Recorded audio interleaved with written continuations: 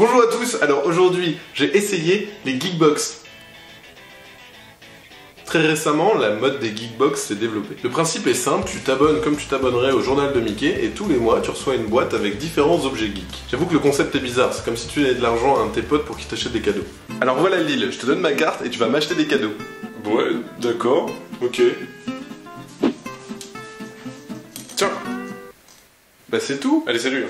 Et on a créé des box pour tout et n'importe quoi. Bonbons, vêtements, jouets, bijoux, il y a même des box qui sont faites spécialement pour les adultes. Bonsoir chérie, ce soir, je te prépare une petite... C'est quoi ce truc de merde? Papa! Moi personnellement j'ai préféré prendre des box geeks. Et en moyenne pour une trentaine d'euros vous avez une dizaine d'objets rigolos. Mais attention, à ce prix là il faut pas s'attendre non plus à des trucs folichons. Ouah, un porte-clés. Ah c'est une box. Ouah, une figurine Mario. C'est stylé ce qu'il y a dedans. Mais grave. Et les 4 box que j'ai essayé et que je vais vous montrer aujourd'hui sont Loot Crate, Nerd Block, Geek Pack et Woodbox. Les deux premières étant américaines et les deux suivantes françaises. La Loot Crate coûte 30 $ et propose chaque mois un thème. Ce qui est chouette, c'est que régulièrement tu trouveras un t-shirt dans la boîte. Et les thèmes choisis sont vraiment super sympas. L'autre avantage, c'est que les objets seront exclusifs à Loot Crate. Ça veut dire que tu pourras pas les trouver dans ton Super U. Et chaque mois, t'as un magazine et un petit badge pour te fidéliser un petit peu. Mais le summum de la fidélisation, c'est la carte de membre. Comme chaque mois le thème varie, la taille des box varie également. Du coup tu peux avoir une petite boîte, une grosse, une moyenne, une gigantesque, une énorme. On passe ensuite à la Nerd Block qui coûte en moyenne 20 $. En fait le prix va changer en fonction du thème que tu choisiras. Moi je suis parti sur le thème Arcade Block. L'avantage d'un thème récurrent c'est que tu peux pas tomber sur des loots un peu chelous, sur des thèmes que tu connais pas ou des trucs dont on a rien à branler. Globalement on a pas mal de contenu par rapport à une Loot Crate qui va coûter 10 $ plus cher. Par contre là il y a des objets qu'on peut trouver dans le commerce. Et là aussi chaque mois j'ai eu un t-shirt. Et il faut le dire aussi que la boîte a plutôt la classe.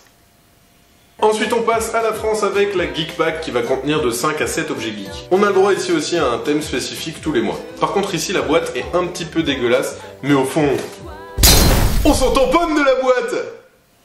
Dans la Geek Pack, je n'ai pas eu de t-shirt, mais j'ai eu des objets équivalents en termes de prix. Le thème est plutôt bien respecté, malgré une peluche Gollum un petit peu dégueulasse. J'ai quand même eu des chaussettes Zelda. Et ça, c'est stylé! Et enfin récemment, jeuxvideo.com a lancé la Woodbox. Proposée à une vingtaine d'euros, c'est financièrement la box la moins chère sur le territoire français. Ici aussi, vous avez un thème respecté tous les mois. Et comme Loot Crate, vous allez avoir des objets exclusifs à la Woodbox. Et tu auras un badge et un magazine. Comme Loot Crate. Ce qui au final paraît vachement avantageux parce que avec les frais de port, la Woodbox revient 10 $ moins cher que la Loot Crate. Par contre, contrairement à Loot Crate qui va avoir un maximum de licences différentes, dans la Woodbox vous pouvez vous retrouver avec 3 voire 4 objets d'une même licence. Donc si la licence t'en a rien à branler, et bah tu l'as bien profond. Si je devais ajouter une conclusion, je vous dirais que j'ai un petit faible pour la Loot Crate parce qu'elle va proposer du contenu vraiment intéressant et très diversifié avec un thème bien choisi. Globalement, les box se valent, bien évidemment, vous allez plus avoir un penchant pour une box où il va y avoir des licences qui vous affectionnent plus particulièrement. Voilà, j'espère que ça vous donnera envie d'essayer les box. Sur ce, je vous fais plein de gros bisous, je vous dis à la prochaine, et puis ciao!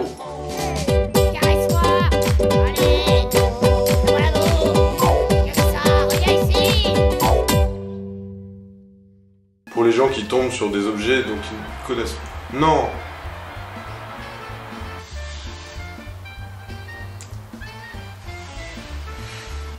Putain mais... Voilà, j'espère que je vous ai donné envie d'essayer, je vous dis... Mais nique ta mère, la perceuse!